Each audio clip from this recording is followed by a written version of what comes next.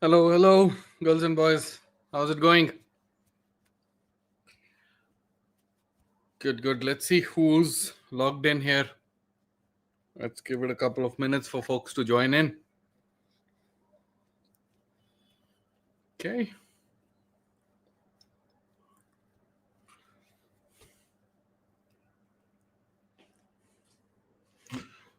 So let me know where you're joining in from. And let's talk a little bit.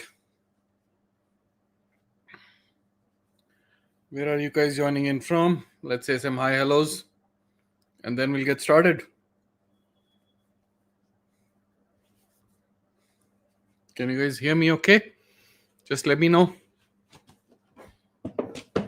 Yeah. Jagmohan from Gurugram. Hey Jagmohan, good to see you.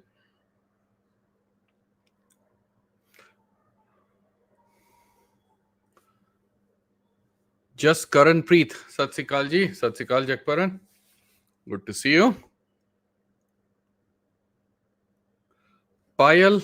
Hey Payal. Good to see you as well.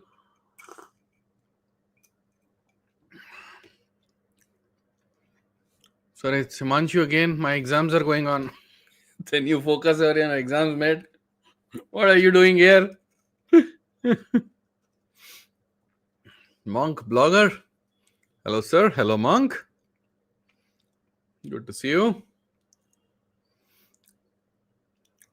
Arman from Ranchi. Hey, Arman. Good to see you. Sir, do you know Radha Swami Dera Vyas? Of course, I know Radha Swami. Yeah, of course.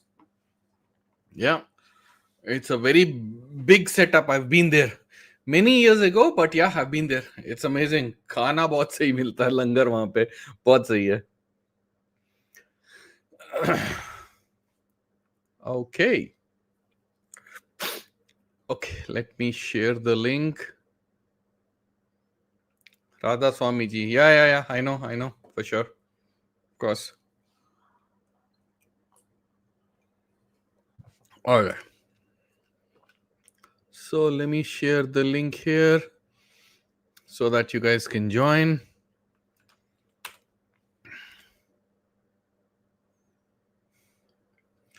Texas, USA. Hemant, how's it going? I hope the yesterday's news hasn't impacted you. I'd want to talk to you, Hemant. If you can come join the chat, I want to hear what's the local buzz in US about what Uncle Trump has done. So if you are okay to talk, join the live and let's get your perspective as well. Sir, आपकी job है कहाँ पर? That you can check out my LinkedIn profile, mate. I work for a company called Zensar Technologies. I head the DevOps and the SRE practice.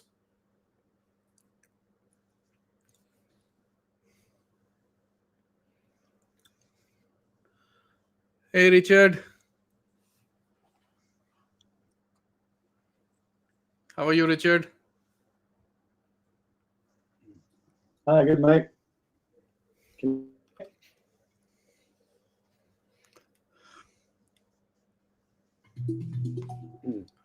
And you hear me? Yep, now we can. Now we can. Oh,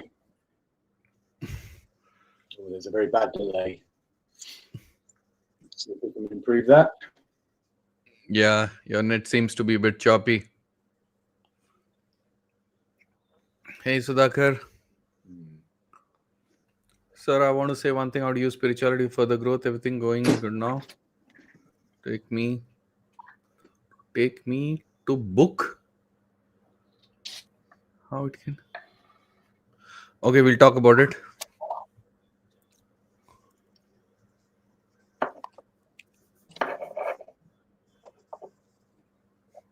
All right, guys, I've shared the link. You can join in and we can start talking. Here's the link. You guys can join in and then we can start talking. Richard, you seem to be stuck.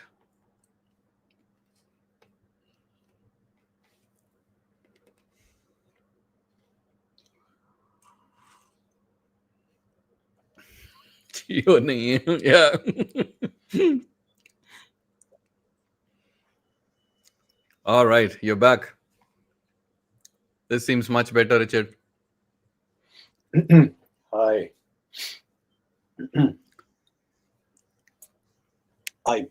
I've moved off the Wi-Fi.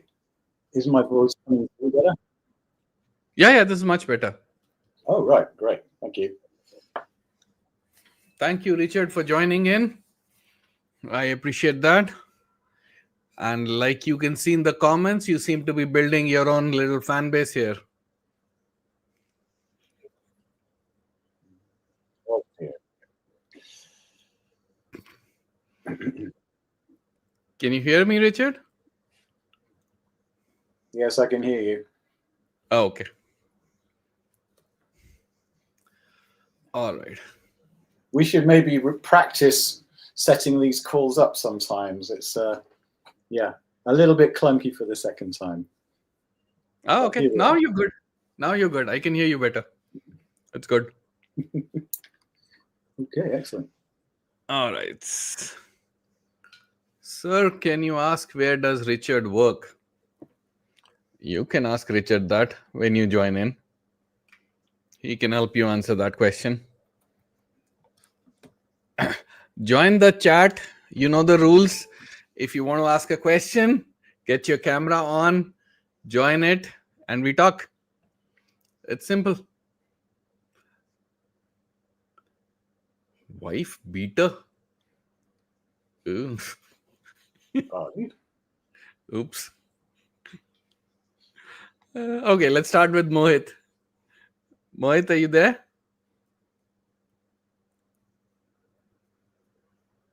Mohit?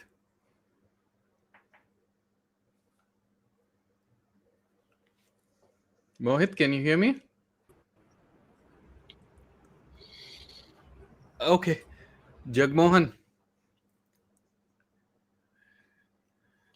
Hi, Jagmohan. Yeah. Hi guys. All right, go ahead, Yeah, hi. Jagmohan. So, hi sir. Hi, Richard. So, I have been into DevOps. Oh, sorry. Let me turn off the stream. Yeah. I hope you're. I hope I'm audible now. Yep, So, good. yeah. Okay, thanks. So I've been into DevOps since last 3 years, and before this, I was into chemical. I'm a postgraduate chemical engineer from with a good score. So now I'm trying to switch into a good product based or a company with a good vision, and I'm finding it hard to get calls and get reach to recruiters. So I was just wondering, I have started to develop this imposter syndrome. Like, am I during these 3 years? I have worked I've been a part of this service based company where they are projecting my resume with the experience more than my actual experience. So I've been working as a from my fresher days. I've been working as a mid-level engineer. So there hasn't been any escalation. So I think I am good with the technical part, but still some things I think I'm lacking, which CS graduate might be good from compared to me. So I was just wondering, what can I do to be in a good place than I am right now? So, Jagmohan, you've got about 3 years experience. Is that right? Yeah, 3 years and 2 months. Yeah. Okay. And you're right now with a services company. Yeah, service based company, and currently I was working with Aristocrat Gaming. It's a Fortune 500 Don't don't client. don't give It's names Fortune here. one of It's Fortune a 500. public live chat. Jagmohan, don't give company names here. Okay, sure, Yeah, sure. it's public, right? So Okay. don't give names. I didn't hear anything. Yeah. No. Okay, go ahead. Uh, okay, so I was working with this gambling gaming Huh. company, which is a giant like market leader in globally. And currently, as the project ended there, I'm also working with USA's top courier service, I should say. They are like second to like not top, I should say. It's Mhm. not government USPS, so it's Okay. the other one, if you So can tell guess. me this, Jagmohan. Yeah, How many interview calls have you got in the last, let's say, 2 months or so? only one. It was from a like one of my dream companies when I was a undergraduate chemical engineer, but it Okay. was for a SRE position. Yeah, Okay. So the issue is that you're not getting the calls, right? That's the yeah, first issue, right? Okay. yeah. So it could be a bunch of things. Um, are you finding the right jobs that you're applying? How many would you have applied for in the last, let's say, 1 or 2 months? How many positions would you have So applied for roughly? yeah, so from I've started applying since last 2 weeks. Uh, it's been quite around 50 to 60 companies till now, or more. It could be more than that. I am not tracking. I have Okay. started tracking from today itself, and today I have applied for 10 jobs. I've Okay. started using Easy Tracker. Yeah, Okay. So in 2 weeks, you've got one interview call, yeah, which is not exactly. very bad if you ask me. It's not a bad score. Okay. Don't compare it with the Yeah, 50, 60, 70 that you've applied for. The fact is, in 2 weeks, you've managed to get one interview call, which is good. yeah. Okay. Now, Okay, there could be a bunch of things here. One could be on, see, it's not on the number of companies that you apply, right? Because you could apply uh, anywhere. It has to be relevant, number one. Number two, maybe your profile needs to be looked at. It has to be structured in a certain way. It needs to have a certain ATS score. You need to project your projects in a certain way. So we can have a look at the profile. Thirdly, your okay, LinkedIn your LinkedIn profile can also be looked at, right? So the okay, issue could be at multiple places. okay. Should I share No, anything not right right now? now. Not right now, but Okay, you can have a look at my channel. There's a lot of okay, videos dedicated to how you structure your resume. How do you put in your LinkedIn profile? There are dedicated videos on that. You can have a look. okay, But overall, I'm telling you, one interview in 2 weeks is not bad. Overall, the market is a little slow, okay. right? So it's not a lot of jobs out there. It's a tough market. So Hmm. it'll take time, Okay, right? So be patient, upgrade your skills, have a look at your profile, have a look at your LinkedIn, go through all of that. But it'll take time. It is not the best time to be looking for a job. The market's on slow, the demands are flaky, it's the end of the year, people are not investing. Typically at the beginning of the year a lot of money comes in and people start expanding. Not at this point, right? So it will be a little okay, slow, so hang in there. Yeah. okay. Sure, sir. Yeah. All right, Okay, thanks. thanks. Okay. Hi Gaurav, Okay, hi Sergi. how are you? I'm good. I don't know if you remember me from the last session or not. I'm so sorry. I'm so sorry, Gaurav. I don't. But we can talk. I promise to try my best. We can continue. We have a regular, Yeah, we have a regular caller. Oh, I know. yeah, I wasn't here last time, so I'm excused, right? yes. Sorry, Yeah. Richard. So Savinder पाजी ये पूछना था कि मैं switch के लिए try करूँ या नहीं, since you English, said the English, market is Gaurav. slow. English. Okay, Repeat sorry. that. Yeah. Uh, so Richard and Savinder, I was about to ask, should I switch or not? Because the thing is that I'm trying to get a promotion in the this organization, but looking at the scenario, I don't think I'll be getting promoted this year also.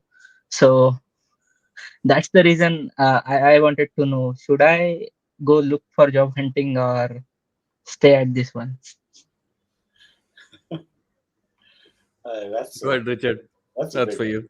a big question and not a lot of context yet, Gaurav. Yeah. Yeah. But my initial reaction is don't be too hasty. Having a position right now, having a solid position that hopefully is you're still gaining experience, useful experience from your current position. Cherish that, appreciate that. Yeah, for the first thing. Now you've just heard Savinder talking to our previous caller, make it sound like a radio show, about the state of the job market at the moment. You know, there's typically a little surge of positions coming out after the summer holidays here in Europe, through to the Christmas period. It tails off very quickly, typically. So it's also not the best time of year to be putting yourself out there. But if you have the time available to start marketing yourself, to start, looking at yourself from a potential recruiter or an employer's position and starting to build some traction, make sure your LinkedIn profile is up to date, your resume, your CV is up to date wherever it is, reflects all the experiences that you have. Then you'll be as well positioned as you can be when you decide to take serious action. I assume you weren't thinking of leaving a role before you found a new one, no? Yeah, like I was thinking it, but I was since pausing it because I was preparing my resume and then maybe start editing my LinkedIn profile. But when I went through like a couple of them, I got some. So I have some friend, I referred them into my own organization, and I got to see a pattern wherein they are mentioning some improvements in the terms of percentage. But when I look at my past experience for last 4.5 years, I also made, but I haven't really noted the improvements or the calculated the percentage or everything like that. So when I put into the CV, I just put the technical stuff, not calculated into the numbers. So should I put that to just to get that advantage?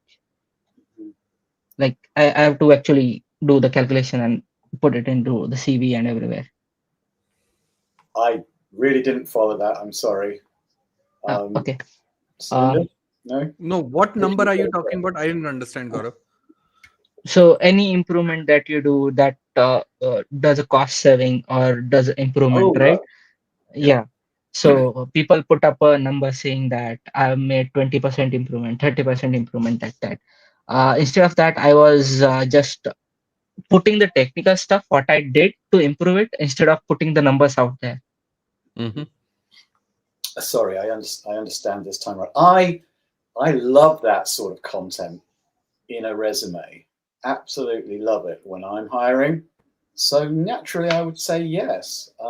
Put those figures in there. Have a scattering of figures. I saved this amount. We made this amount. We gained this many customers in this period. And the thing I did that supported that was, well, you'll make it less wordy than that, I hope, in a resume. But that sort of content quantifies your value, your contribution, and it's very easy to digest as a hiring manager as well, looking at somebody's resume. But also going back earlier in our conversation, Gaurav, your motivation for maybe looking elsewhere is you don't think you're going to get the promotion that you're after this year, right? I think that's what you said. Could you be doing anything more in your current organization to make sure people are aware that you want to work towards that promotion, and you want to know exactly what boxes you need to tick to get it? Because now, this might not be you, but a lot of people I meet are a little bit nervous, a little bit reluctant to talk directly with their manager and other colleagues about these things to try and make them happen. And if it doesn't happen next year, then through making your case as clearly as possible, hopefully you'll be near the front of the queue next time around. So I don't know if there's anything more you could be doing, but please have a think about it. So just to give you a little bit context, the team is growing very rapidly, and it's a little shocking because team has grown from little like 5 to 6 developers to almost 25 to 30 developers, and they do have a roadmap for the next 2 years. But when I go in the call to onboard them, right, I figure out this person is having senior position, and he in the past 2 years, I kind of worked 3 times what he delivered, and still I'm at the same position. So I'm little frustrated on that one.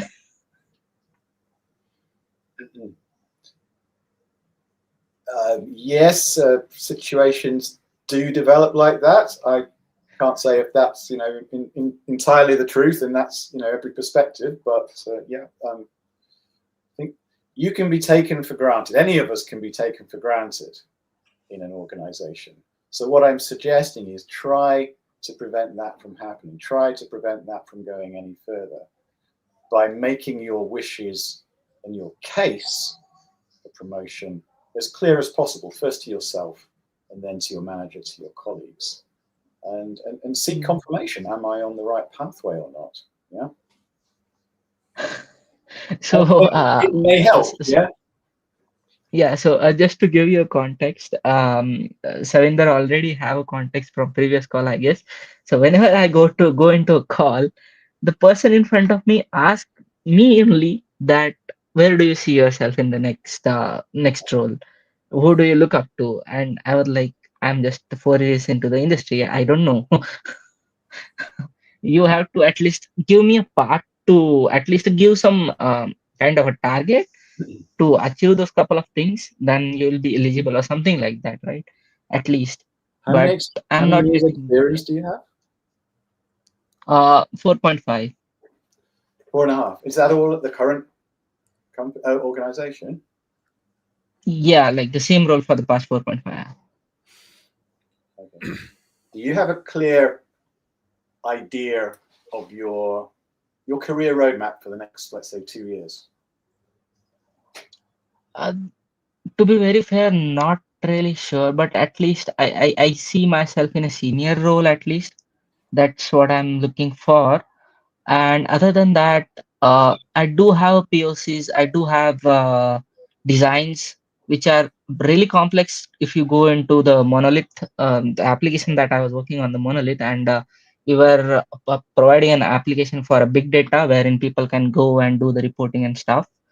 And so I'm part of that team which basically maintains that particular platform in its entirety, and we were only 5 guys. So basically I was looking at ETL pipelines, I was looking at the platform itself, because if there are any issues in the IST time zone, I'm the only guy.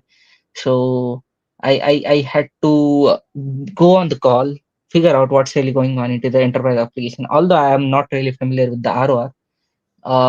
So I just have to go figure out what's really going on, and sometimes I provided a fix also if it's a pretty easy, I think, and it won't break anything other than that in the application, then I'll just go fix it and get a review by evening and push it into a production that time. So I don't know where I'm lacking or where. So I'm a little confused on. So you spoke to Savinder 2 weeks ago, I think you said? Yeah. Has Savinder suggested you go play with his GTP that helps people develop a DevOps roadmap?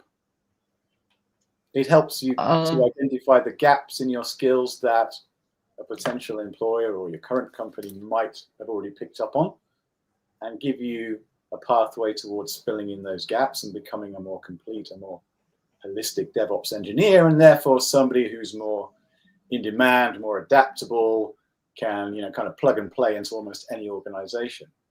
I'd suggest take a look at that, but I'm looking at Savinder because he knows that I had a bit of a glitch with it this week. Yeah. And I don't know if that's something that other people are experiencing. But when we get it right, I'd go and take a look at that and come back if you want to discuss the results, the findings that we get. It's really good. Gaurav, do you know what Richard is talking about? The GPT that I have? Not really. Okay. Do you have a Chat GPT account? Yeah. Okay. Within that Chat GPT, on your left side pane, you can search for other GPTs also. Right? When you Okay. go there, search for GPTs and put up my name, you will find a GPT. It's a custom GPT which I have created. Okay. Okay. Like an MCP? No, that's not. No, the not same. MCP, not MCP. It's a Yeah. GPT which I've created. If you look for, you can look at, you can include other GPTs, right? For example, Yeah. there are Right. GPTs on how to write a LinkedIn post, stuff like that, Yeah. right? Yes. So if you look for GPTs, or even if you do a Google on GPT Savinder Puri, you'll find that. Let me see, I'll put a link here in the chat. You go to that, you'll be asked a bunch of questions, your background, there'll be a little evaluation, and then you will know what your gaps are. Yeah. Okay. Let me give you the link right here. Just give me a minute. My GPTs. This one here. Okay, got it. Yeah, this one here. It's in the chat. You can just click this, run through it, and you can develop your own roadmap then. Have a try. Okay. Yeah. Okay. I'll try it out. And then let's talk again. Yes. All right. Okay. Yeah. Thanks, Thanks, Gaurav. Savinder. Thank you, Have Richard. fun with it. Bye. Have fun. All right. People are not coming up today. What happened, guys? Don't want to talk? Okay. Okay. I had something to share. Yep. So we've just crossed 75K on YouTube. 75K subs on YouTube. We've just crossed that. Praveen is a part of my team. He's my mastermind. So we've just crossed 75K. The goal is to cross 100K in the next 2 months. And then we are planning for a very big 100K meetup in Pune. Right? So that'll be bigger, grander than the 50K one. I'm still trying to plan a couple of things, but thank you very much for getting us to 75K.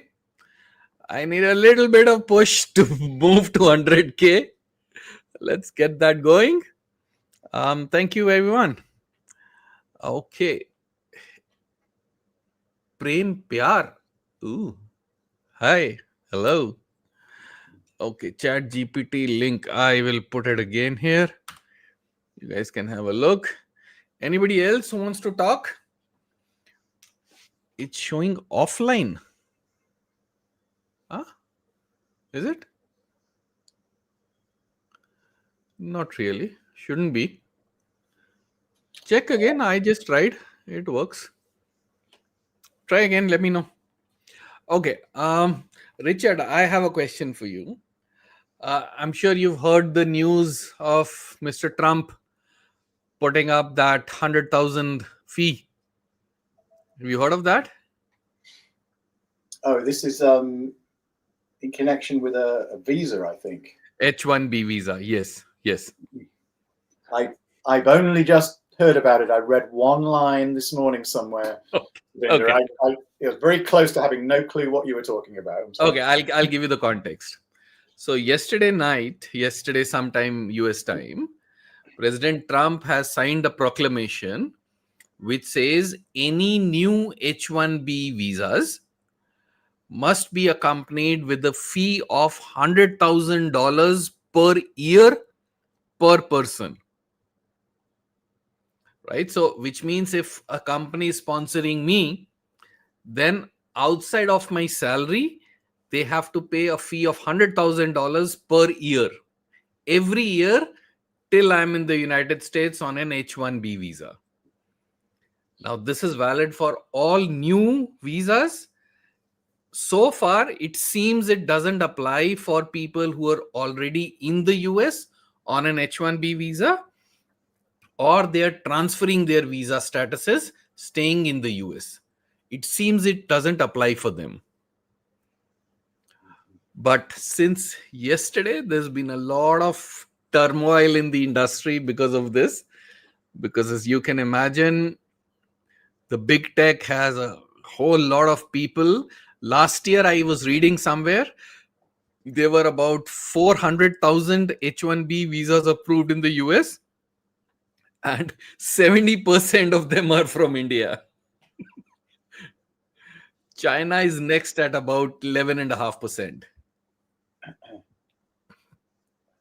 Wow. So this Well, is a if very, very you big have a move. follow-up question, I'm getting very nervous, Savinder, because any questions regarding Donald Trump's behaviors, Yeah. I'm going to struggle for rational answers. But yeah, I was just on the cusp of being aware of that. But thank you for sharing some numbers. Yeah. It's I'm I wonder what has anybody on the call been affected directly by that news? so what I did was I did some research, and I've just put out a sorry. Oops. And I've just put out a video about that based on my little research. So if you guys want to have a look, here is that video.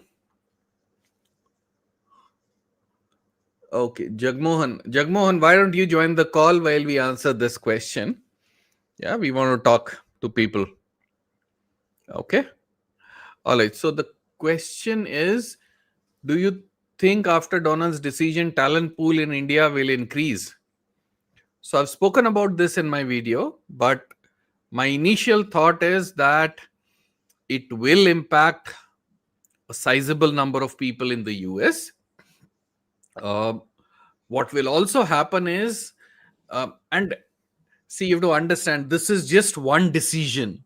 It's not a law yet. It's not approved by the Congress. I'm sure there'll be several litigation against this, but it tells you the pattern of where the thought process is going. So it's not really just about this one decision. It's what the future lies for us in India who have the quote unquote big American dream.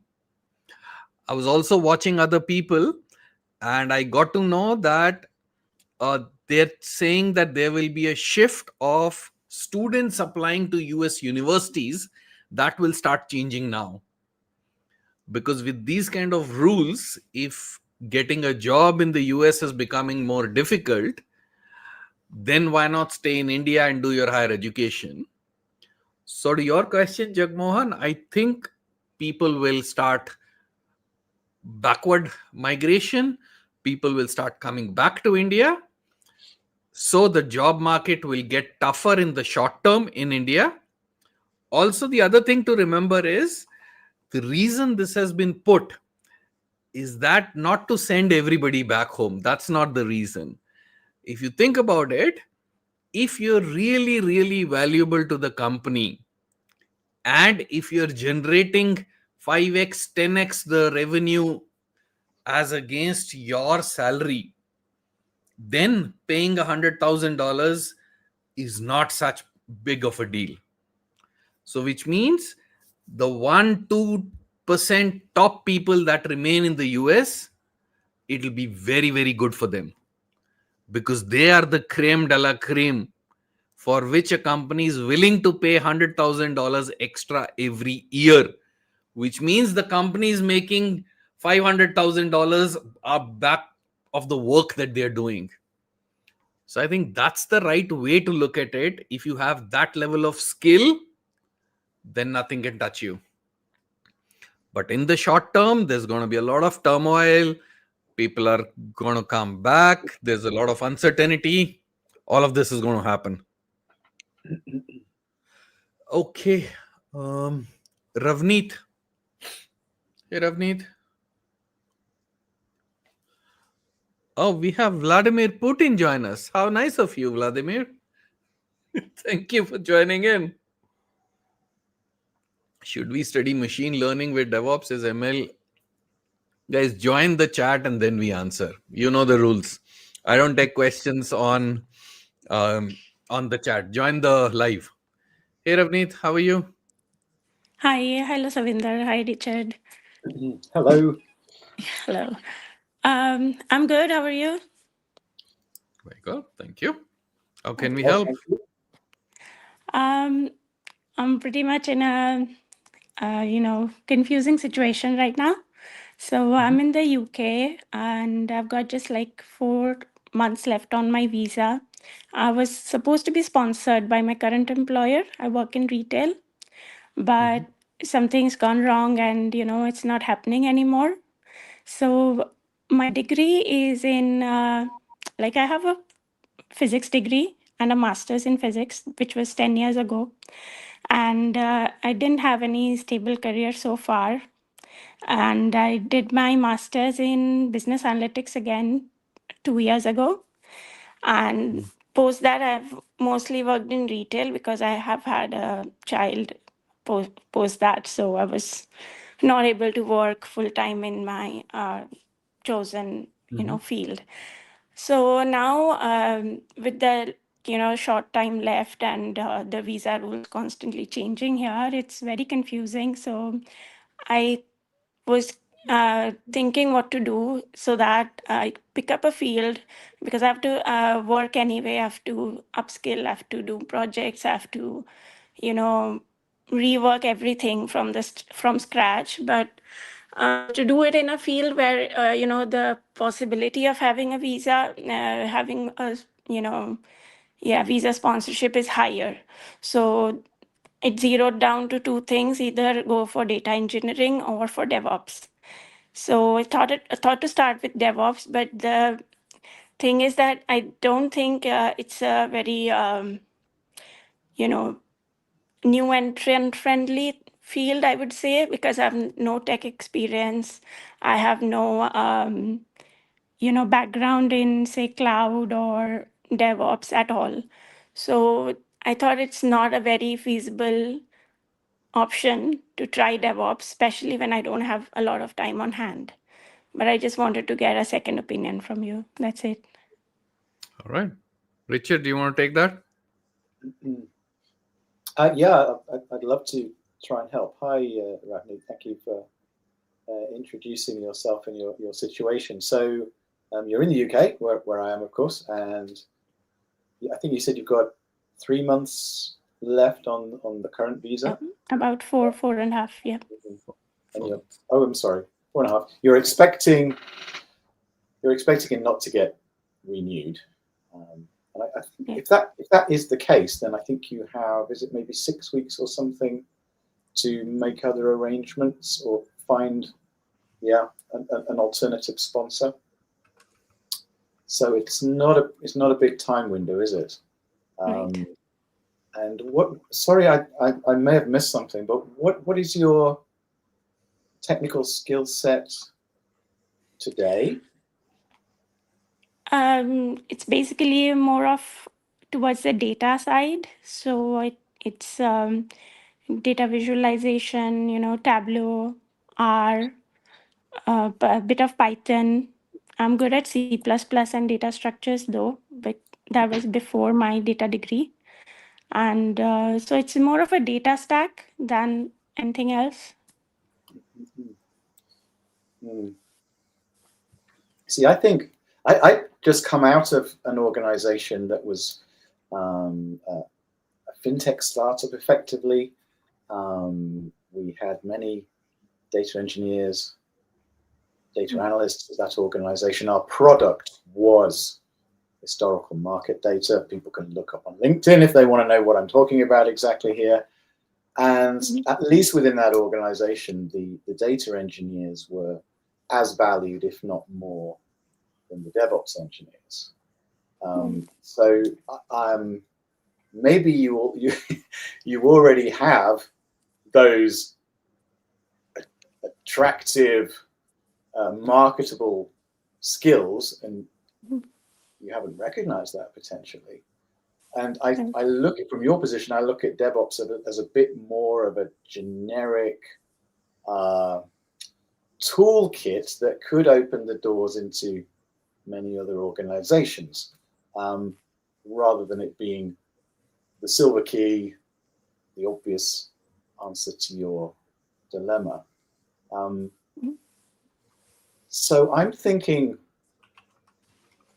double down on what you know, actually, to give yourself the best chance of finding another position, another organization in the time that you have.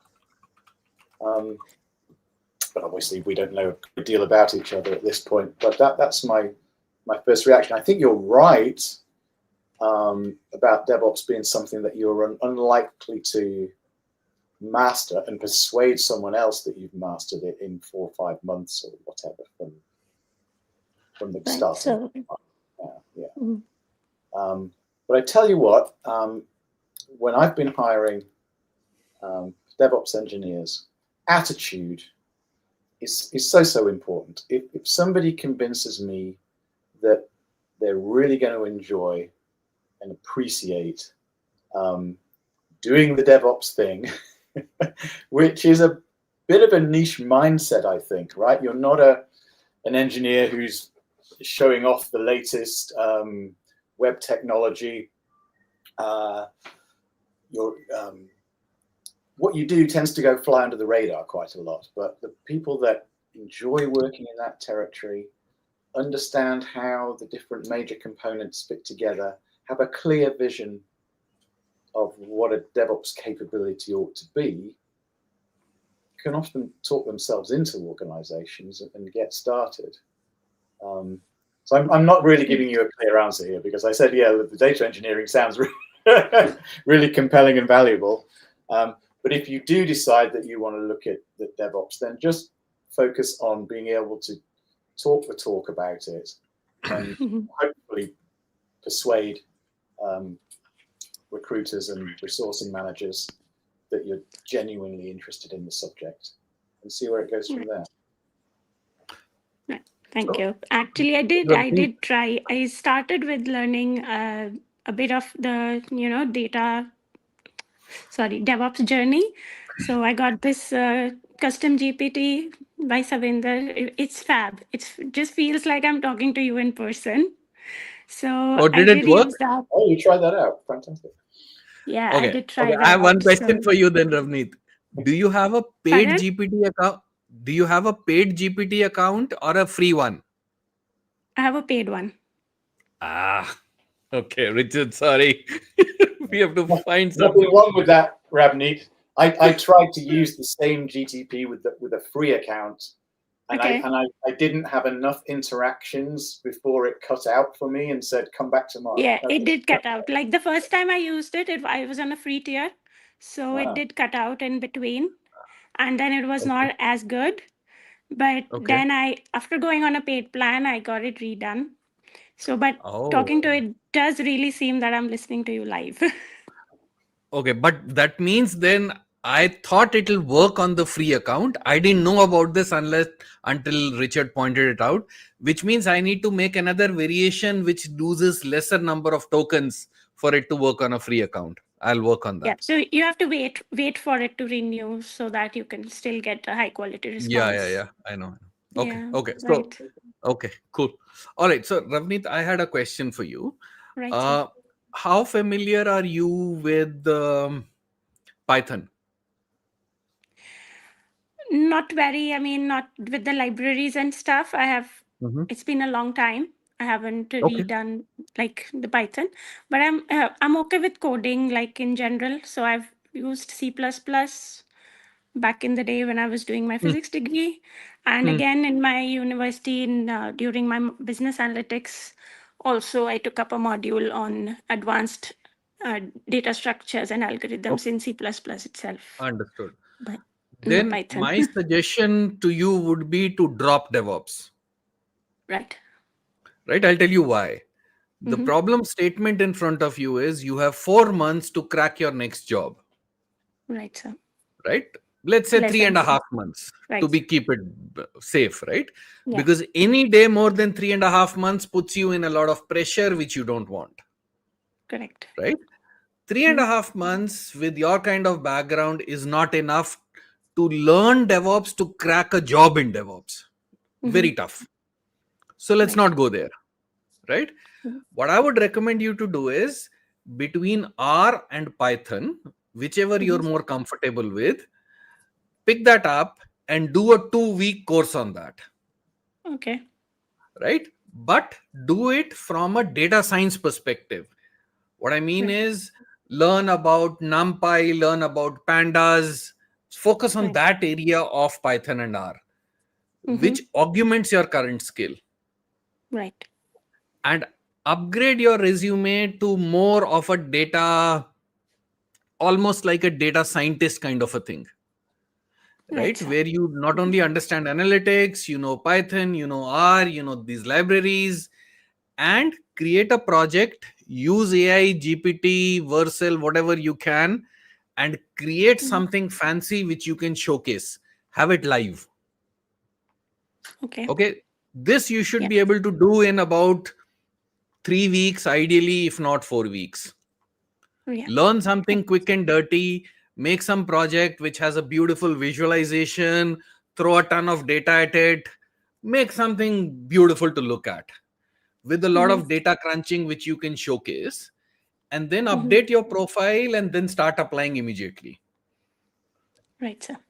right? Okay. What that does is it builds on your profile, it Mm-hmm. makes you relevant to today's stack, Right. and you're showcasing it the right way with the help of a live demo. Right. That should work. Okay. I'll Yeah, I'll do does it that. make sense? Thank you. Yeah. Thank you so much. Okay, cool. Let us know. I Thank will. you. I'll keep you Yeah, updated. let us know how you Thank get on. you. Thank you. Sure. Bye, Thank Richard. you. Bye, Savinder, sir. Bye. You're welcome. Bye. Okay. Uh, all right. Hey, Dhruv, how Hi, are sir. you? Hi, Richard. Hi, Savinder, sir. How are you guys? Hi. Hello. All right. Very good. Thank you. Savinder, sir, like, first of all, I've been following you since you had 35K on YouTube. Like, one day randomly you came across my YouTube feed, and just how I was introduced to the DevOps field. All right. So Okay. let me just give you an overview of my journey. Like, I recently graduated as a computer science student, okay, from a tier 3 college.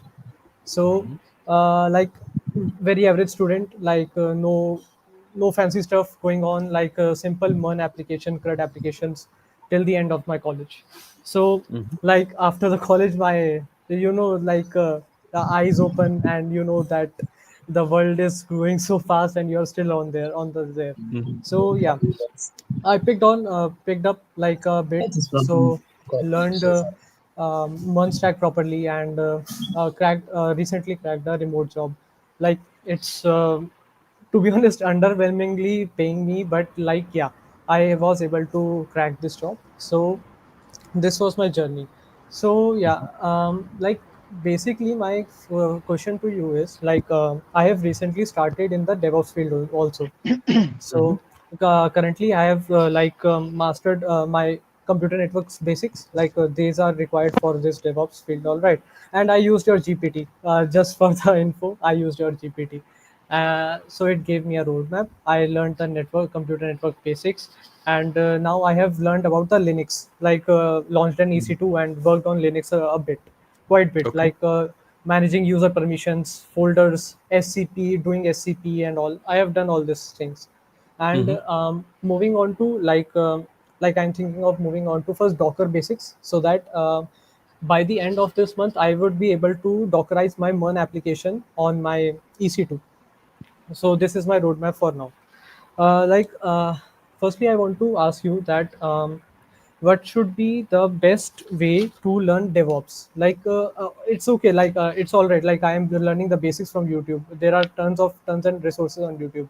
But like, what's the best way to learn DevOps so that I know that I am doing the industry standard work? Okay, Yeah, understood. So, Dhruv, mhm. tell me, what is your job profile right now? What kind of work do Yeah. you do there? Yeah, all right. About my job, I'm working in this, it's not a mainstream company. It was a construction company. Mm, These guys had all the things done on a paperwork. All right.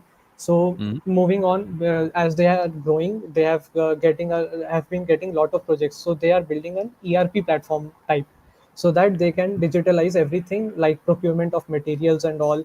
So I'm working here as a software engineer, all mm-hmm, right, as a full stack developer. So my basic work is we are given an Excel sheet, like they tell mm, us this is the data, you need to visualize everything, like all the UI you have to make it, all the modals you have to make it, backend mm. should be streamlined, and everything you have to do. We just have given you the data, do whatever you can, but we want the stuff done. So yeah, I have been pretty much working on it, and I'm able to deliver them. That is the main thing, that everything they are expecting me to do, like every calculations business point of view, I'm able to Mhm. do that. Yeah. And how much time in a day Mhm. typically does it take to get your job done? How much free time do you have per day, Oh yeah, roughly? yeah. About that. I start my day office hours at 10:30, and Mhm. I finish up it by 6 p.m. All right, and Okay. I take a tea break like 6 to 7, 6 to 7, Okay. and yeah, after 7, continuously, there is just a dinner break, and after 7 p.m. I am till midnight, I'm studying, only So studying. you have 3 4 hours in the evening. Okay. So Yeah. basic question to you then: Mhm. why DevOps then? Why not focus on full stack, the work that you're doing Oh, right now? yeah, sure. Like, I think that the work I'm doing, it Mhm. streamlines with my job role, right? Like, I am a Right. full stack developer. I'm doing full stack stuff there, and Hmm. I'm constantly trying to improve those applications, right? I'm trying to introduce latest tech frameworks that are being used. For example, I'm currently putting tan stack query into use in my project. It's a new thing, I've just came across it, so I'm trying Okay. to implement it. So I think that in my stack, I'm doing perfectly with my job role. I'm devoting my good time with it. So that is why I thought to upskill myself and to shine, as a full stack developer, you are also expected to handle the pipelines also, your Understood. DevOps. Understood. Yeah. So how long have you been working with this company, Dhruv? Yeah, it's just about to get 3 months only. 3 months. Yeah. Okay. I understand what you're trying to do, Dhruv, Mm-hmm. but what I would recommend is Mm-hmm. 3 months is a little too early to start diversifying. Okay. Okay. Mm-hmm. So, Mm-hmm. this application that you're building, you Uh-huh. have a free hand, you're free to choose any technologies. I think it's a Yeah. great opportunity for you Okay. to become an expert in full stack, Yeah. right? Sure. Mm-hmm. So I understand you're trying to diversify into DevOps, also Mm-hmm. become better at it. I get all of that. Yeah. Yeah. But my Mm-hmm. point is, be Mm-hmm. great at one thing before trying the second one. And Yeah, this is your I first job, resonate with right? it. Mm-hmm. This is your Yeah. first job, right? Yep. Yeah. So think of DevOps like something that you would do after 11 p.m. at night, All for right. example. Okay. Something Okay. where you put in maybe an hour every Mm-hmm. night, on and off, maybe 8 to 10 hours in a week, not more than that. Okay. Why I'm saying that is focus on Mm-hmm. your core. See, you have to build a core skill, Yeah, resonating with you. Yeah, I am right? getting what are you trying to So point me. Yeah. focus on your Mm-hmm. core skill And then DevOps is the wrapper around your core skill. It's a supplementary skill, Yeah, that's right? true. That's true. My core So your logic lies with my application only. Yeah. exactly. So focus on your Mm-hmm. core first before opening up another front. Mm-hmm. All When you right. go to battle, you fight Mm-hmm. one front first before you open up Yeah, a second one, that's true. That's right? true. So I would say if you're Mm-hmm. interested in DevOps, it's great. You're an Mm-hmm. ambitious guy. You're spending Mm-hmm. 5 to 6 hours every day Yeah. on yourself, which is Mm-hmm. amazing, really good. But don't Yeah. get distracted, Sure. right? Sure. Put a blocker on, let's say, give or take 8 to 5, 10 hours per week on DevOps. Do Mm-hmm. whatever you can there and Mm-hmm. get an overview, which is great. But Okay. remaining time, focus on developing your core, bring in new things in this technology, become the best that there is. And All right. if you have time, contribute to full stack in open source. Double down on Yeah. that, Sure. Sure. That's a great advice, sir. Mm-hmm. right? So focus Yeah. there, double down on that. Six Mm-hmm. months, you should become flawless in a couple of frameworks, a couple of Yeah. stacks, Mm-hmm. right? Then you, and by the way, in Mm-hmm. parallel, you've been doing a bit of DevOps, that's fine. So Mm-hmm. by the time you complete your first year and job, you will be Mm-hmm. multi-skilled, but you would have a strong foothold in your core. That would be my I advice. understand that. I understand that. Yeah, the sir only problem is that to be honest, like I know that these all these things that you have just told me, I Mhm. already know them. All right. The main thing is that only the my problem is that the money matter. Like I don't know. It comes in my mind sometimes. Like what am I doing? Like to be honest, some of my friends they are earning a bit higher than More. me. Like I'm Sure. constantly in that fear of missing out. Like should I be? Am I moving too slow, or the world is moving too fast? Like I'm in that dilemma only. So I that is why understand I'm that. trying to. I'm trying to do DevOps also. Like just do anything to get yourself to that level. Just So, yeah. Dhruv, there are two ways of looking at it. Hmm. The fastest path to depression is to Hmm. take your mobile phone and open Instagram on that. Is Hmm. the Yeah. quickest path to depression, Yeah. Sure. right? Because Hmm. everybody's on vacation, everybody's having an awesome time, and here you and me are sitting at bloody 10:30 at night and talking on live. Doesn't make sense, Yeah. right? But True. my friend is That's true. having beer and they are having fun. Yeah. That's That's true. the quickest That's path true. to depression, Hmm. right? Sure. Hmm. So you are building something up phenomenal. Okay. Spend the time, get the knowledge, and then your jump could be 2x, 3x. Hmm. Give it time, Okay. right? It All happens to right. all of us. We all compare ourselves with others. It's very natural, but Yeah. you have to understand what you're doing. If you're doing All the right. right thing, if you're focusing the right thing, give it some time so that Hmm. when you make a switch, you Yeah. can surpass everything. It can be a 2x, 3x switch, right? Sure. That is better than getting a 20%, 30% increment. Doesn't help, Yeah. right? Okay. All right. So Hi, have Drew. faith. Richard, go Yeah. ahead, Hi, please. Richard.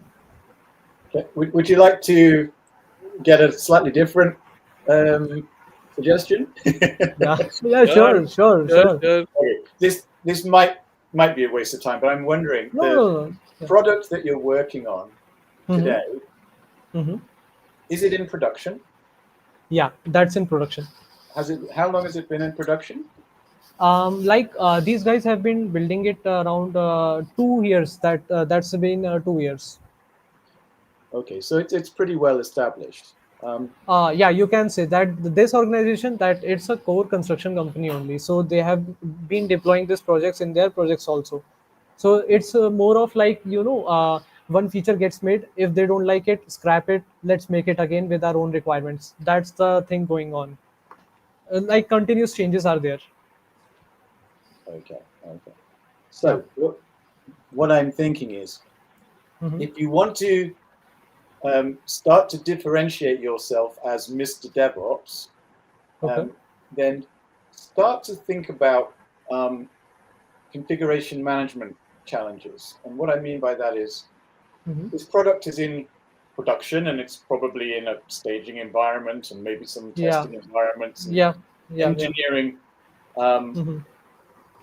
work pools as well. Yep. But how does your organization know exactly what's in each environment in terms of the bill of materials, the construction materials, the source Mhm. code baselines, the configuration files? Maybe they have it all under control, but they'd be a Mhm. very unusual organization if they did. Yeah. Mhm. So for me, this is the heart of DevOps.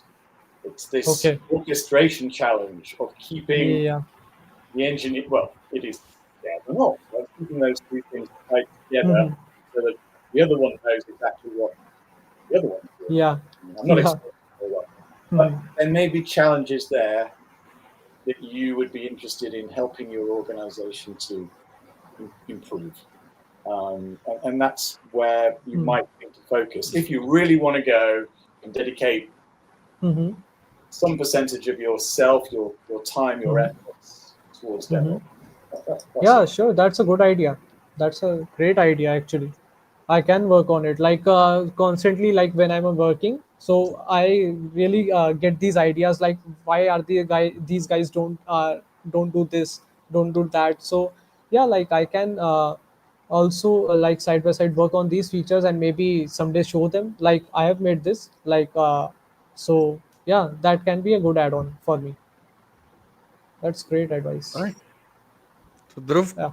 come back in a month or two and let us know how it goes. Sure, Savinder, sir. Yeah. I will be in constant touch with you. And thank you, Richard, Okay. for your advice. Cheers, guys. Cool. Thank you. Thank you. You. All right. All right, guys. Who's switching on the camera next? Let's talk. There we go. Okay. Hey, Mohsin. Yes, Savinder sir. Hi. Hi, I'm Mushan. I'm a graduate of 2023. I was preparing for the government procurement services exam. Mm-hmm. It ended in May, and from that on, I stopped that and moved on Java, learning Java. I learned core Java, advanced Java, and some of the Spring Boot, and did some small projects like e-commerce like that. But now I was learning React, and I was like, uh, I'm getting demotivated because of the AI, like that thing, and I want to Mm. quit something. It is making me to quit. So I want to ask do I need to do for the market right now, like that. Okay. Richard, you want to take a shot at it?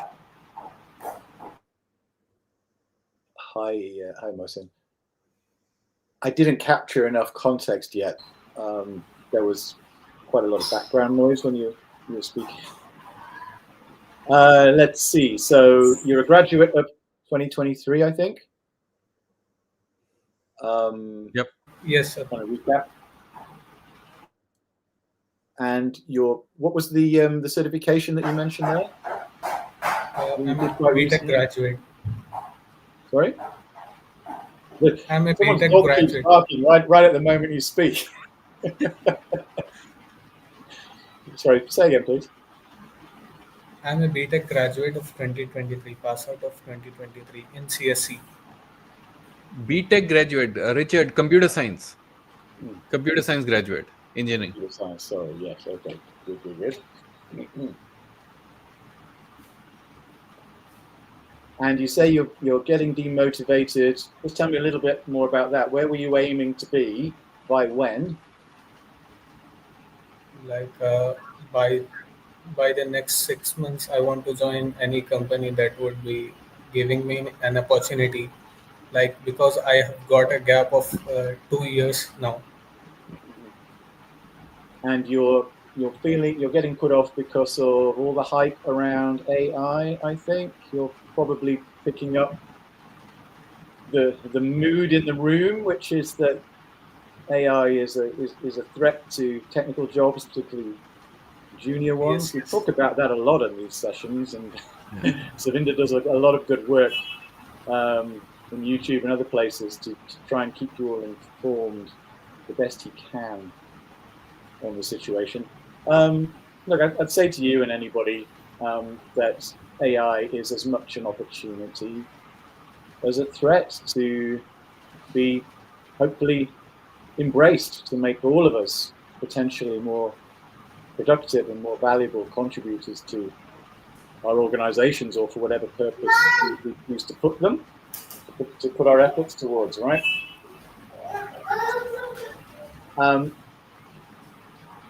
And just having come out of an organization just a few weeks ago now, here in the UK, I can tell you that AI isn't making the inroads that you might think it is. I mean, it's a very hyped, and it's a business that's getting a hell of a lot of investment, of course, don't get me wrong. But organizations are nervous, just like individuals like yourself are nervous. They can't adopt too rapidly. They need to look at using models which they have full control over, rather than being in the public domain, this kind of thing. They're stepping carefully. I remember being in a room not a few months ago in a discussion around how that organization couldn't possibly have a line of code that was generated by AI in its production environment, and that wasn't a reasonable position, but it's just a nervous reaction, another nervous reaction to what's coming. What I'm trying to say is look for the positives. Organizations still need people with focus, with dedication, who understand what's going on and understand when an AI system is generating rubbish, or at least not generating the optimal solution. Yeah, we all need to keep a close eye on those things, and will do for the foreseeable future. So I'm just trying to say, don't be too put off. Be positive. Yes, it's throwing things up in the air a little bit, but everybody's affected, new and old, graduates, senior managers, everybody's feeling the pressure a little bit. But you never know, throwing everything in the air might just work to your advantage. And this is a very vague answer, I know, and I apologize for that. But do you want to get any more specific with this? Like, sir, I got a 2-year gap now, so what should be the approach for the companies? Like, I did public learning, I did post on LinkedIn and like that. I'm still applying on LinkedIn and Naukri, but there are no replies from there. Well, that's a huge question. There could be so many avenues we could explore, but get that resume right, as far as you can tell. Tailor it a little bit for each role that you apply for. What's the acronym, Savinder, you're talking about sometimes? Making sure that it gets through the automated sifting engines. I can't remember what it is, but ATS score. ATS. Thank you. That's right. So Savinder's put together some material very recently. He'll remind us all where it is, that talks exactly about doing this effectively. And don't forget, when you're interested in a particular role in a particular organization, to learn a little bit about that organization, what they do, what is their product, what's their USP, and take that information forward with you into the resume, reflect it in your LinkedIn profile or wherever, and take that into the room if you should be lucky enough to get an interview and get in front of somebody. Yeah? You may be doing all these things already. How long have you been searching for so far? Nearly by the past 2 months. I learned for 3 months. 4 months. Yeah. 4 months. And have you had any replies? Have you had any invitations or even rejections with a bit of detail with them? Yes, I got one rejection. they called me, but they didn't reply after the interview. She So, asked me like, Mohsin, "What?" I'll Yes, sir. be I'll be honest with you. Yes, sir. Right now, the problem is not AI. You're Yes, worried sir. about AI taking your job. Mate, you need to get a job first. That is the Yes, bigger problem, right? yes, So stop worrying about AI taking your job. Start worrying about getting the job first. And once you have the job, then keeping it first, right? So yes, sir. go to my channel. There are dedicated videos on, like I was saying earlier, how to create a resume, how to create your LinkedIn profile, how to prepare mentally for an interview, how to introduce yourself in the interview. So do a little bit of research, update your profile if you have to on the basis of those things. And your first goal should be to get as many calls as possible, as many interviews as possible. Because only when you sit in an interview do you figure out, hey, I know these things, these couple of things I need to improve, this is what I need to work on. These questions, I had really no clue what the guy was asking, so this is my weak spot.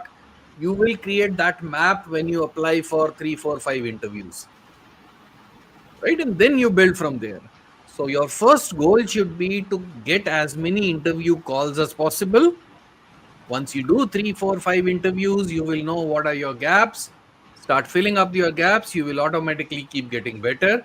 So put your energy on getting a job rather than worrying about anything else. That's none of your concern right now. Don't worry about it. Focus Sure. on what you have to do right now. Yes, Okay? Make yes, sense? yes. All right. Thanks, Mohsin. Okay, guys. Harshit. Hello, Savinder. Hello, Richard. Hi, Hello. How are you both? Very good. as Thank you you. can see, very So, well. How are you? I'm also fine. So, my main question was I'm in second year of college, and it's been around 1.5 years that I'm pursuing college. The main thing I experienced was that the college, I don't think it's not for me. The curriculum they are focusing on, the faculty that I got. First of all, the college I got admission in, I didn't want to go there. It was a sort of family pressure or something that I went into that. Uh, that may be a thing that is making me feel that the college is not for me, but also the faculty, the curriculum they are following, the way they teach, I don't connect with that very much. And the thing, I am very interested in the AI/ML field. Like when I got to know about AI/ML field, I just want to learn that. That's the only thing that I really want to do, that I really want to pursue. But the problem is the degree that I'm pursuing is basically about that AI ML specification only, but they are not even teaching AI and ML in that field. So what I was planning to do is well, that is a bold move, but I want to drop out of college and want to build on the skills of AI ML. Okay. Okay. And what's your question? Should I drop out? So the main that What's is your the main. guess? What will we tell you? What's your guess? Let's start with that. What do you think we'll tell you? I think that you will most likely say to stay in the college. He's a smart chap, Richard. Smart dude. Oh yeah, oh yeah. Okay. Yeah, I think, and you knew, didn't you, Harsh? You knew we would say that, but you asked the question anyway. Yeah. Yeah. Um, yeah. Just seriously. However you want to dress it up, dropping out could come back to hurt you later. Yeah, because it will. Mhm. If I am meeting and interviewing somebody who has that on the record, then immediately it's a little red flag. I'm thinking, can this person commit and see through to doing something? Yeah. And I don't mean just for a day or a week, but I mean for seasons, for 2 years or whatever it is, right? So do bear that in mind, all right? But it's commendable. You clearly have some ambition. You have ideas about where you want to take yourself. This is all fantastic.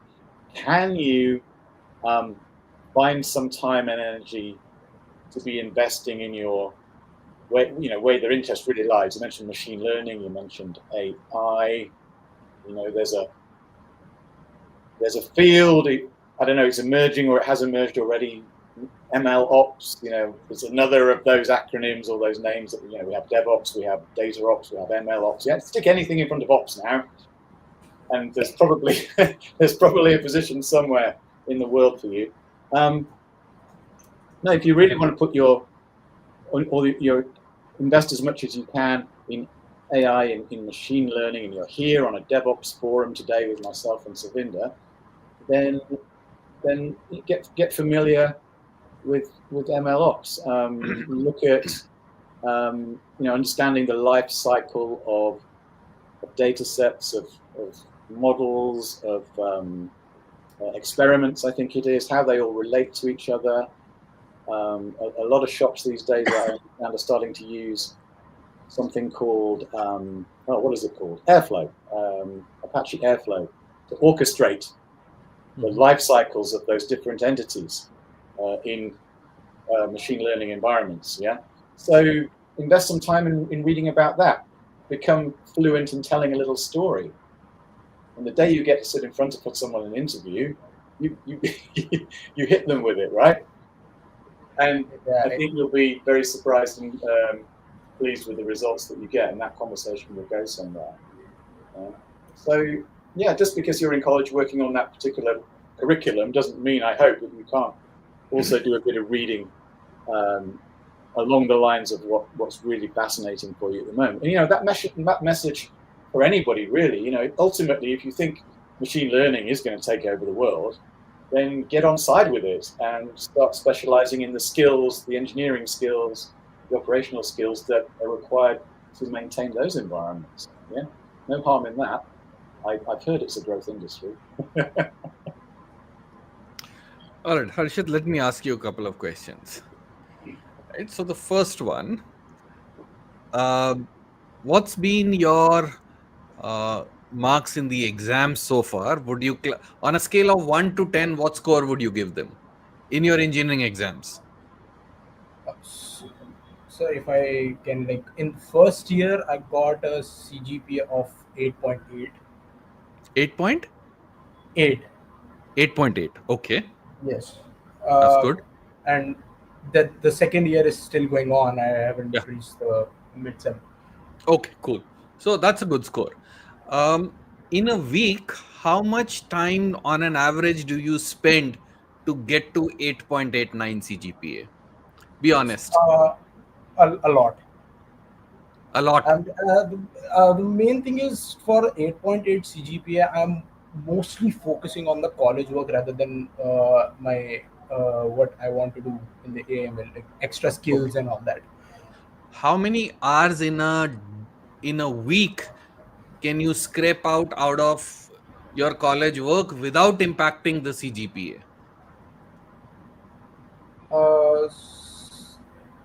Maybe 6 to 7 hours. 6 to 7 hours a week. Yes, a week. So 1 hour a day, roughly. Yeah, roughly. Okay, fair enough. What's the campus placement scene? Do good companies come there? Is that a chance? No company come in the campus. The teacher told in front of us that no companies are Nothing. Nothing. Okay. Which means it's very clear that you have to get a job off campus. Yes. Right? Okay. Now, because you say you're so interested in ML, AI, whatever, have you built any projects so far? So that is the thing that motivated me to drop out of college. I am not getting that enough of a time to do that. No, thing. my question is, in the time that you have you built anything? No. That's the problem right there. The solution is not to drop out of college. The solution, the challenge in front of you is to continue in college, continue with the 8.8 CGPA, take it to 9 if you can, and after you have achieved all of this, put in the extra time for your passion. All right. If you can do that, only then I will agree that you're interested in AI and ML. Otherwise, it is very cute to say that. All right. Right? I'll tell you why. All right. Because the moment you drop out of college, right, you lose the basic degree that you're going to get now. Then you have to prove 3 or 4 times harder to say that you have the skills. Right? Right. So just because you show me a degree on paper, it means, like Richard was saying, it means you have the capability to commit to 4 years of engineering. You've got through the grind. You've got a great CGPA. Tells me you've got work ethic. If you remove the degree, then you have to build 5 times the projects to show me and prove to me that you have the work ethic. Right? Right. Right. So keep your college degree, maintain your CGPA, and then sleep some less, put in some extra work, and show your passion, my friend. It's tough, Right. but that's the right way to do it. And the right way is always the tough way, my friend. All right. All right. Okay? So Okay. I'll give you a small challenge then. Okay? We're sitting on 20th September. You take a month's time. Okay. Okay? Towards the end of October, first week November, come back on the live and show us what you've built. Okay. Okay? Could be a small project, doesn't matter. Whatever it is, whatever you can find your time to build, take a month, September, October, first week November, come back on the live and show us what you built. Okay? All right. All right. All right. Cool. Go for it, man. Thank you. Thank you very much. Thank you, Savinder. Thank you, Richard. Cheers. Oh, no problem. You're welcome. Yeah, Savinder, great idea. We should have more show and tell time in these sessions. Yeah. Yes, Not that's where discussion. I'm going with it, Richard. Yeah. Yep. Yeah. That's how we get people to commit to stuff, right? Otherwise, you and me, we talk all mumbo jumbo. People take the stuff and go away. Nothing happens. We make them to commit here. Yeah. Hey, Rudra. Hello, sir. Hello. Hello. Myself, Rudra. I am currently an undergraduate student at AKT University, currently in third year. Okay. Sir, I have to like confused about the technology which I choose. Like my our friends are some of are doing gate preparation and some others are doing DSA and these things like some are data science and I am still confused which is choose. Okay. You're in the third year right now, you said, right? Yes, sir. Okay. Till now I didn't much know technology like that. I only study for semester exams and chill out other thing. Chill out. Okay. That's good. That's But important to do in college. That's fine. Are you in computer but science? yes, sir. I am BTech CSC. BTech CSC. Okay. So you must have had some experience with programming even in the college, right? Yes, sir. As C part of your programming, curriculum. Python, and JavaScript, and some project, sir. A little project like Okay. So do you know what kind of what areas you like to do? Have you tried yourself outside of your college curriculum? Have you tried working on some projects on your own? not much, sir. But once I build a like a web page that add movie names and delete it, like some simple web pages. That's something like this. So see, Rudra, there are two ways of doing this, right?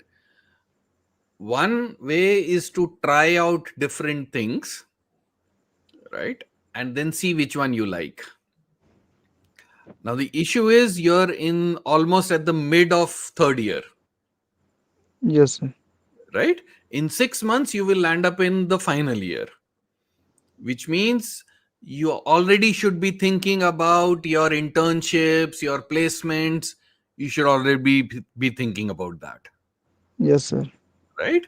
So you're a little slightly late on trying to figure out what to focus on, Yes, sir. right? That's right. But having said that, two ways to do it still. One is to pick up couple of things very fast, 2 to 3 weeks. Let's say pick up mobile programming, Xcode, front end development, try some Python, see which one you like. That's one way of doing it. Spend 2-3 weeks learning couple of things very quickly and see if you like some of them. That's one way of doing it. The other way of doing it is see where your maximum friends are going, look at your college, look at your seniors, look at where they are getting success, what kind of companies are coming, what skills do they have which have been successful, and just follow that. That's a shortcut. If it worked for your seniors, it would work for your colleagues. By logical deduction, it should work for you. Sir, mostly my college mates are prepared for GATE exam, like MTech in IIT or NITs. Do you want to study more or do you want to get a job? So here I'm also confused. Sorry, You have sir, but that's what I am actually. Okay, let me answer the question differently. Let me ask you the question differently. Would it help you and your family that you start making money immediately after college, or are you okay spending another 2-3 years in college and spending more money? What would help more?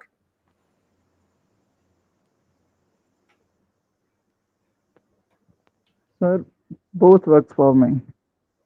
Like no sudden pressure on making money. My father said you have the time to study some 2 to 3 years or more. Then you can have fun, man. Then you're okay. No, sir, but See, I think somewhere you have to one. make up your mind, right? Yes, sir. I think I should at least prepare for a job after my uh, at least get a job till completing my bachelor. Like You want to some get a job, yes, right? So then you have to figure out what kind of skills are people having in your college, in your area, which are cracking the jobs. Do you get placements in your college? sir. College placements are very less. Like 2 to 3 Okay. companies are coming, mostly Hmm. of getting off-campus placement. Mostly off campus. So have you spoken to some of your seniors who have got off campus placements? Do you know what kind of skills they have? Yeah, sir. I saw their LinkedIn posts, like and their resumes. They have Mon Stack and other things. So what I will recommend is talk to some of those seniors who are Okay. doing jobs right now, not LinkedIn. Get their numbers, call them up and say, hey, Okay, I'm sir. from the same college. I want to talk to you. I want to get some guidance, right? Figure out what they are doing, figure out what companies they are at, figure out if their companies are recruiting, because that's closer to your area, to where you're studying, right? And then Mhm. focus on those skills. Okay. Okay, sir. But what I'm realizing is you're spending too much time thinking and very less time doing. Yes, sir. That's real thing.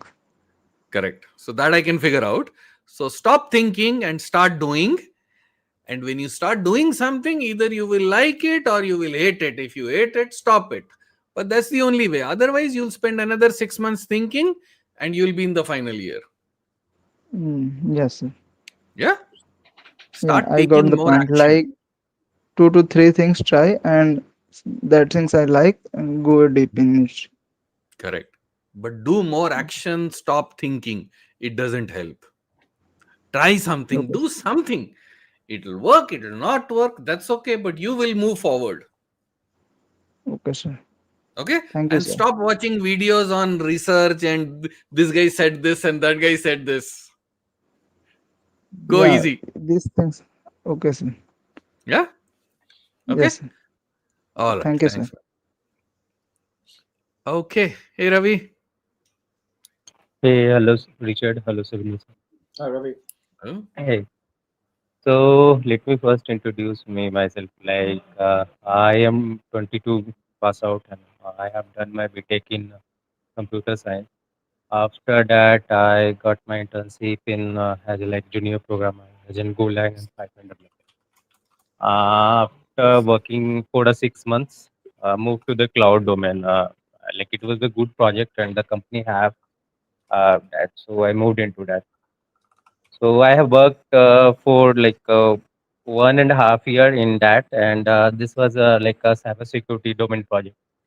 But the pressure was it was really hectic one, I would say, for the first as an intern. So I have learned lots of technologies, initial one, what I can say, the Docker or the Kubernetes or Linux, this type of things. But after that, I have the switched into one of the new company currently based on in the New Delhi. So I currently here I am also has a position similar to DevOps engineer, but the work here is literally opposite to that one. I would say the work scenario. We have very less pressure here.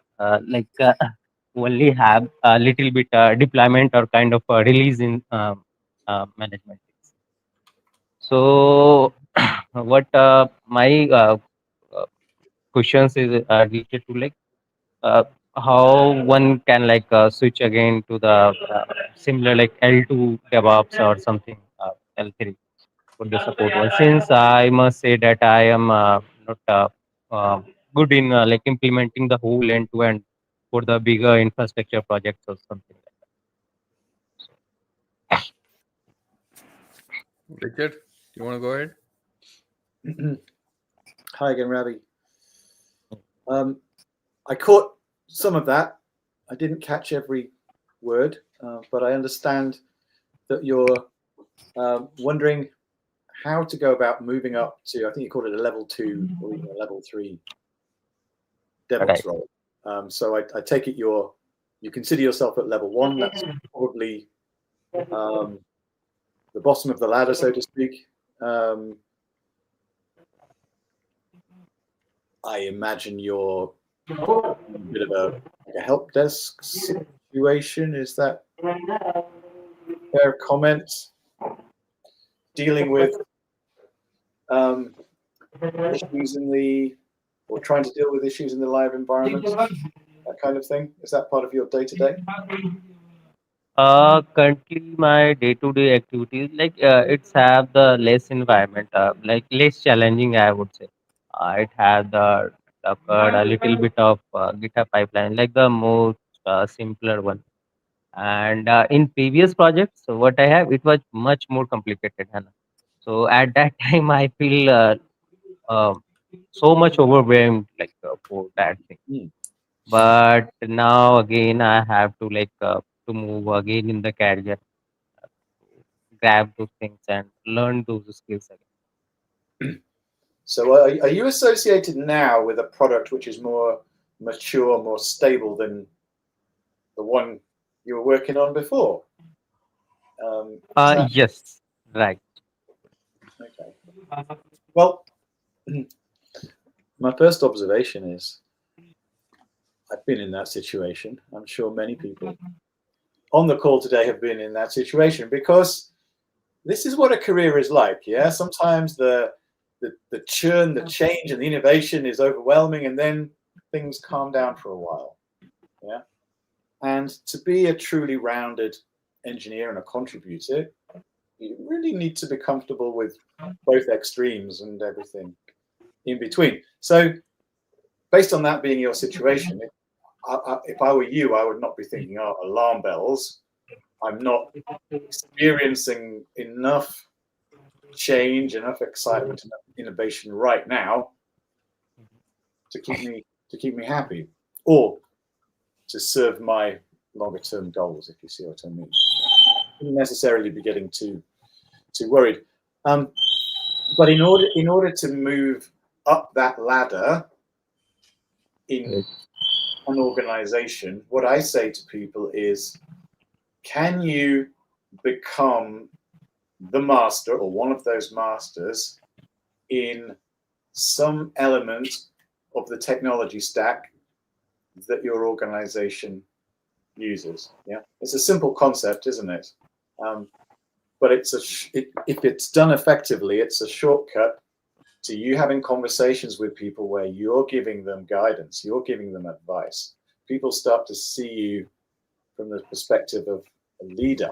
Yeah, even if you don't have the title, yeah, your expertise ought to be recognized, and recognized is the word. Okay, it worked many years ago. It worked for me. It's a strategy that's worked for other people as well, and that's, if you're thinking about staying as part of the same organization for a while, so maybe you give yourself 6 months to put yourself out there as one of the experts in a certain area. And that might be whatever you choose it to be. Of course, that's up to you. You want to choose something that excites you as much as possible, and that will make everything that follows so much easier. And then, of course, we have Savinder's wonderful, fully rounded DevOps roadmap plotting tool, the custom GPT, which we've talked about a couple of times today already. So that might be worth having a look at as well. If you simply want to have a better idea of where are the gaps in my DevOps coverage at the moment, from a very general perspective. And that might give you some ideas as to where which niches, which components you specialize in as well. Is that making any sense for you, Ravi? Yes, a little bit. I have understood what you are trying to convey. And the thing is, I have been in this company for I must say the 7 or 8 months now. But again, the pressure is very little less. I would say the learning is very slow, and compared to the last what I was learning. So that was I was thinking, but yeah, somehow got the answer. And yes, I was trying to change again from like this to another company, but getting ghosted by the HR and all those things multiple times. So that's the thing I am facing currently.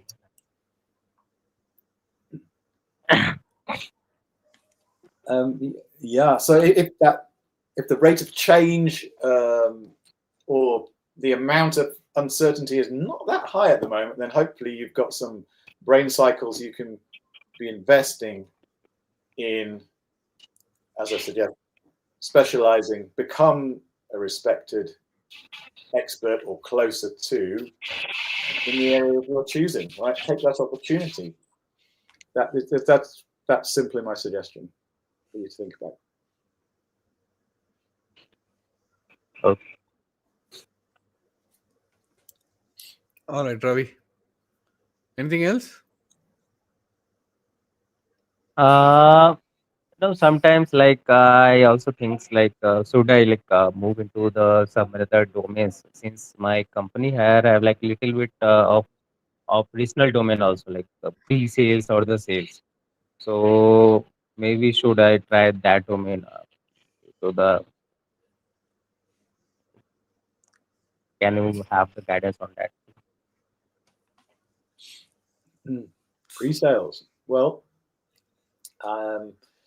actually, something that happened to me right back at the start of my career. I got thrown into a pre-sales position regarding a very, very old piece of software configuration management software called ClearCase. Has Sabinder is probably the only person here who's heard of ClearCase. I was a ClearCase admin, Richard, multi-site admin for many years with Siemens back in the day. Oh my God. ClearTool, XDS. Yes, yes. Those were the days. It was a, from today's perspective, it was a very complicated, nasty, expensive piece of software that did a very powerful job. Anyway, I ended up in pre-sales. What the reason I mention that is that yes, there is a crossover between having the technical appreciation of what that product does and being able to go and talk to the technical representatives in the buying organization. Yeah, there is some synergy there. If that's something that the idea of that doing that excites you, then yeah, I'd encourage you to take a look at the possibilities. Obviously, you're going to have to reach out and speak to people across the corridor in that sales team and see if anyone's willing to take you out to meet the potential clients, and start to get the hang of it, start to understand how they operate. But it might be possible. Where would you see yourself going from there, though? Have you thought about what's the next step after that? Do you go fully native into the sales environment or not? I suppose is the key question, isn't it? That's what the future roadmap I am seeking the guidance, what it looks like to be a pre-sales or the sales, technical sales person for the IT company. Being a DevOps is a good one. Since sometimes I must say that I have faced the challenges and in implementing the end-to-end for any big infra projects or some type of clients. So that's why I was thinking about that. Whether it has the same complexity or since we have to design or similar things. Maybe it's the IoT company, so they have a little bit of I would say the less challenging, but in the tech or the in the previous cyber security, it was too much. Pre-sales engineer were also too much involved in designing whole. Pre-sales could be a great opportunity to talk about a little bit about cybersecurity, a little bit about architecture, a little bit about cost savings and efficiency, a little bit about the user experience, all of those things and more. I remember delivering training courses to the organizations that bought the product. So following up on post-sales, of course, that's what you call it, isn't it? So it's quite, and it can be quite an inspiring environment. I would say watch out though, because you'll probably have a salesman as a buddy, and he'll be getting a big fat commission, and you'll be on your standard engineering salary. And that can become an issue. That can create tension. Okay, so yeah, right. That's the one of the reason. Yeah. All right. Thanks, Ravi. We'll talk to some Thank- other folks now. Yeah. yeah. Fun Thank you. talking to you, Ravi. Thank you. All right, Sudhanshu, go ahead, please. Yeah, hi Savinder, hi Richard. First of all, thank you for organizing this AMA. I've been currently following Savinder, your videos. They're really insightful. I mean, especially the building in public thing, the 3 or 4 step strategies. I've also started working on it, currently working. So before asking my question, I'll give a bit of context about myself. I'm currently working as a front-end developer at a Big Four company. So what I seek advice is on, I mean, how to navigate my life. I mean, in the initial last year of my engineering, I gave CAT exam, got decent amount of percentile to get into baby amps. But since I got placements which was at par with the salary which I would receive, so I dropped that plan. After that, along with this job, I prepared for TOEFL and GRE, got decent in GRE and good, you can say above average in TOEFL. But after all this chaos that is happening, I mean, I won't directly take the name, but all the chaos that is happening. So currently, I feel somewhere lost, and all my efforts which I'm putting, they're all going in vain. So how should I look up to this, and how should I navigate about it? is what I seek. Or, I mean, should I, at this point of time, I mean, I have, after trying all the things, I've decided I'll stay in tech. So, should I go abroad or try switch in India, or how it should be? Okay. So, so you said you got through which college? I missed that. BB? Sorry, Baby what? IIMs, I mean, lower BBIM. level. Since, I mean, Hmm. there are 3 tiers for IIMs, baby, mid, Mhm. and they're blackened, I mean, the premier. But since Okay. me being gem, even after getting good percentiles, I Hmm. was, I got only baby IIMs and Okay. low Okay. level IIMs. Understood. Understood. And you figured that uh, even if after doing the MBA, you would end up at the same level at which you were getting. So that's why you didn't go for it. I mean, yeah, not exactly the same, but yeah, somewhere similar. If after a More switch, or it less would, same. Okay. yeah. Hmm. So, and what's your work profile right now? As a front end developer at, Front end developer. Yeah, you said that. Okay. hmm. Do you enjoy this coding front end development thing or not so much? Yeah, I enjoy. I mean, yeah, if I Okay. have to rate And it on a scale hmm, of 1 to 10, I'll give it 8.5. oh, that's good enough. Okay. Hmm. And do you want to continue in tech or are you interested in getting into consulting, management, something else? I mean, first of all, it's like I've heard the advice that you should try different things, and but I haven't tried, and you would never know unless you would have tried. But being apart from that, what I've tried is tech, and I love tech at this point of time because I'm able to deliver whatever is asked within the constraint, and it's helping me to get whatever I want. Okay. Then what are you looking for? So What do yeah, you pretty want much to do? like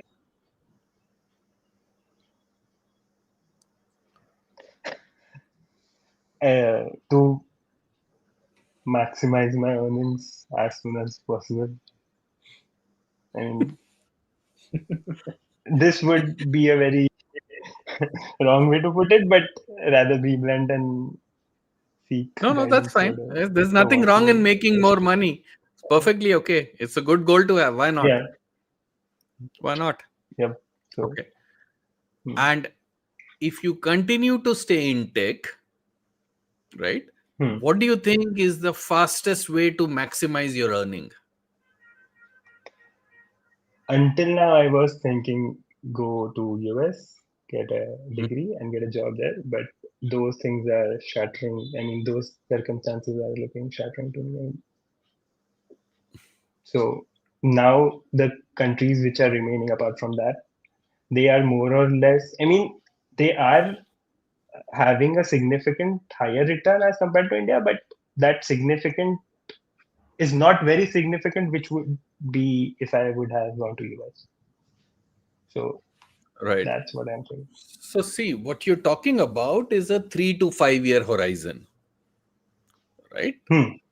Maybe 1 year to study, to crack an exam, then another 3, 4 years to go there, to go to another country, get your postgrad, and then start working, right? Just Hmm. the one thing I've given all my basic exams like GRE, TOEFL Mhm. Right. applications. Just only LORs and SOPs are remaining because I was planning for 2026. Correct. So I was on that track, but now I think I'll have to either switch the country or change the plan. Because of this 100,000 thing. That and the uncertainty which I'm seeking. I mean, I'm Yeah, seeing. but uncertainty is all across the world. It's So there in Europe, it's there in mainland Europe, it's there in UK, it's there in US. That will remain, and that's not going to go down anytime soon. I can tell you that. okay, Right? The world of stable economics and perfectly predictable future is gone now. Okay. Okay. right? That's hard to hear. But No, it's the truth, right? You watched for the last 2 years what's going on across the world. It's no longer yeah. a stable environment. No place in the world is. Any place which is growing is no longer stable, Okay. right? So you have to take a slightly longer view of things. Okay. Yes, US is becoming unstable. I agree. But it has been like that for the last 2, 3, 4 years, Okay. right? It doesn't mean people have stopped going to US. It doesn't mean people have stopped getting their green cards. All of that is still happening, Okay. right? So yeah, things are getting tougher every day. Some new news happens. All of that is happening. But you have to take a slightly larger view of things, right? What Okay. do I want to do? Do I want to work outside India? If I want to do that, then what is the better way to do it? Should I is studying in outside India better, or getting a job in a company which can send me outside India? That also might be a good idea. So you have to look at all those factors.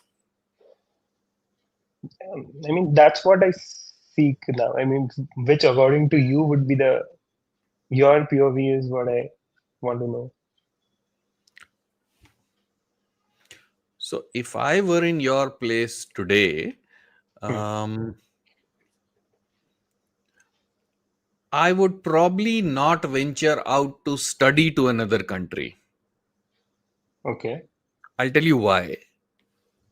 Because of the money it takes right now and the uncertainty on the ROI of that. Okay. Right? 5 years back, I could have decently predicted that if I spend X amount of money and I spend 3 years on an higher education, in the next 2, 3 years, I will recover all of that. Okay. Today, that confidence is fairly low. Okay. Right? Anywhere, whether it's Europe, whether it's US, it's fairly low. And because of everything that's going on, I would imagine that to decrease even more in the next year or two. Okay. Okay. Okay. So today, my best bet would be, if there are two things which I have to think of. A, do I want to spend time and energy on higher education? Then I would do that in India. If I don't want to spend time and energy on higher education, then I would pick a organization which is international, which is you're already in the big four. So stay there, prove yourself, stabilize yourself, be known as an expert in one or two areas, and from there venture outside India. Okay. Okay. Okay, that's one path. Which means you don't have to worry about expenses, you don't have to worry about visa issues, everything they'll take care of. Right? All you have to do is focus on your work, and you'll be get decent paid as well. That's one path. The other path would be, if you have an entrepreneurial itch, then keep doing your job, but in parallel work on some ideas, develop something, use AI, get together with 2, 3 of your buddies, create something, and see how far you can take that. Okay. Right? That would be my overall guidance. Now, depending on whether you want to study, whether you want to go outside India, whether you want to try some entrepreneurship, that depends on you. And you can try different things. But that would be my general guidance. Does that make sense? Yeah, it totally makes sense. Yeah. But okay. Somewhere I feel you try for a certain amount of time, sacrificing a lot of things, but after that you don't see the results, then it's a bit disheartening. I mean, I have tried two things, and at this point of time, I see like giving CAT exam, preparing for masters. At this point of time, I see that both of them aren't working in my favor. So Danshu, that's the world that we live in now. yes. Right? When you started preparing, none of this was happening. right? So you can't beat yourself up on that. It won't help, Okay. right? So you work on something, some happen, some don't happen. That's okay. But you build on that experience, Okay. right? And it's a very different world today than it was 3 years, 5 years back. It will change quite a lot. So the rules of the game are changing every time, right? What was true for 5 year back isn't true anymore, and it will not be true going forward. It's a dynamic world that we live in. We have to adjust, we have to evolve. There are no two ways about it. There is no rule book now. They've taken away the rule book now. Kuch nahi. Okay. Everybody is trying to wing it. Yeah, Okay. it's a Yes. long answer, but I hope I could help. Yeah, definitely, definitely. Yeah. All right, cool. Thanks, Sudhanshu. Thank you so much. Thank you. All right, Richard, we are at almost 2 hours and we have answered everybody. Well done. Well done, sir. Good Teamwork. stuff. Any last closing comments, Richard? Any thoughts you want to share? Yeah, well, is anybody listening? We have 40 people listening. Oh, okay. Yeah, I just want to make anybody who's interested aware that if anybody would be interested in speaking one-to-one with me at any point, if you're not comfortable with bringing your questions to this forum, or you want to go into something in a little bit more depth, then I've put together a profile on the TopMate platform, which hopefully you'll know what that's all about.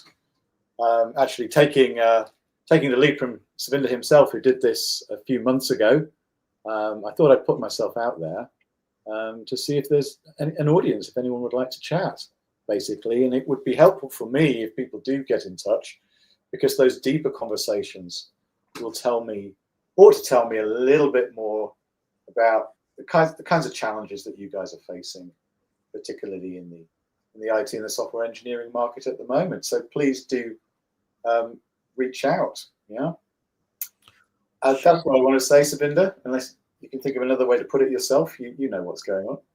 Perfect, Richard. And if you can share your TopMate link, if you can put it in the chat here, I will take it from here and I will put it in the pinned comment on this video.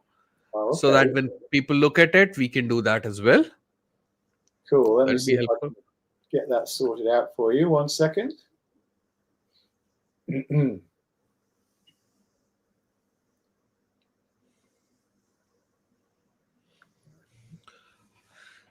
Okay, we'll put Sorry, it in the pinned I'm just comment. fiddling around with different screens and things here. Here we go. That's okay. Right. All right, so I'll put it in here. I'll put it in the pinned comments. If that We will reaches do that. Savinder, it says this comment has failed to post to Savinder. That's strange. Oh, is it? Oh, you can send it to me on WhatsApp and I'll put it in the pinned comments later. Okay. That's All right. Yeah. And then we can do a LinkedIn post as well. And I'll repost it so that it reaches more people. Perfect. Thank you so much. Welcome. All right, cool. And thanks to Thanks, everybody guys. who's contributed today as well.